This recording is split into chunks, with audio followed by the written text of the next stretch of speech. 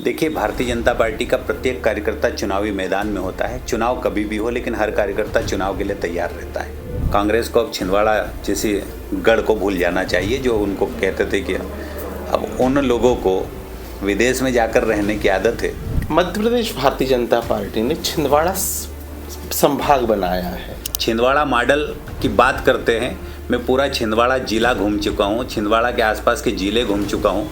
Chhindwara model कहीं दिखाई नहीं देता है। छिंदवाड़ा मॉडल बनाने वाला खुद दुबई में जाकर रहता है। जो भारत की भूमि जिसको निवास करने के लिए भी राज नहीं आती है, वो क्या जनता की सेवा करेंगे। छिंदवाड़ा यानी कांग्रेस का गढ़। विधानसभा के चुनाव में कांग्रेस को यहाँ बड़ी सफलता मिली थी और लोकसभा आते आते भाजपा ने यहाँ परचम लहराया था। हमारे साथ मध्य प्रदेश भारतीय जनता पार्टी के महामंत्री हैं सुमेर सिंह सोलंकी जी, जो प्रवास पे आए हुए। सोलंकी जी, कांग्रेस का गढ़ है छिंदवाड़ा, यहाँ लगभग जो है सभी सीटों में कांग्रेस के एमएलए हैं, कैसा देखते हैं? देखिए, भारतीय जनता पार्टी का प्रत्येक कार्यकर्ता चुनावी मैदान में होता है। चुनाव कभी भी हो, लेकिन हर कार्यकर्ता चुनाव के लिए तैयार रहता है। छिंदवाड़ा संभाग के अंदर विधानसभा किसी के पास भी हो, लेकिन भारतीय जनता पार्टी का कार्यकर्ता हर चुनाव को जीतने के लिए लगातार संगठनात्मक कार्यों को अंजाम देते रहता है और हम इसी दिशा में आगे बढ़ रहे हैं। मैं तो ये भी कहना चाहता हूँ कि कांग्रेस को अब छिंदवाड़ा जैसी गढ़ को भूल जाना चाहिए, जो उनको कहते थे कि अब उन लोगों को विदेश में जाकर रहने की आदत है।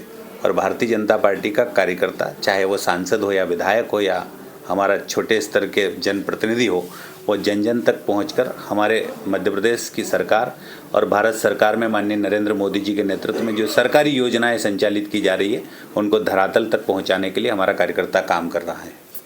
मध्य प्रदेश भारतीय जनता पार्टी ने छिंदवाड़ा संभाग बनाया है और भी 3 जिलों को जोड़ा है।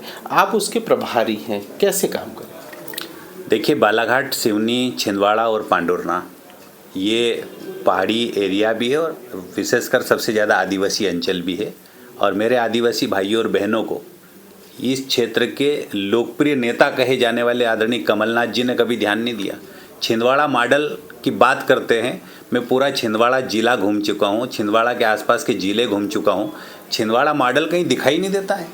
चारों तरफ जो काम किए हैं वो भारतीय जनता पार्टी की सरकार ने किया है। छिंदवाड़ा मॉडल बनाने वाला खुद दुबई में जाकर रहता है। ये भारतीय जनता पार्टी के कार्यकर्ताओं ने बताया मुझे। और मैं ये कहना चाहता हूँ कि मतदाता अब सेवक को पसंद करती है, राजा को पसंद नहीं करती है।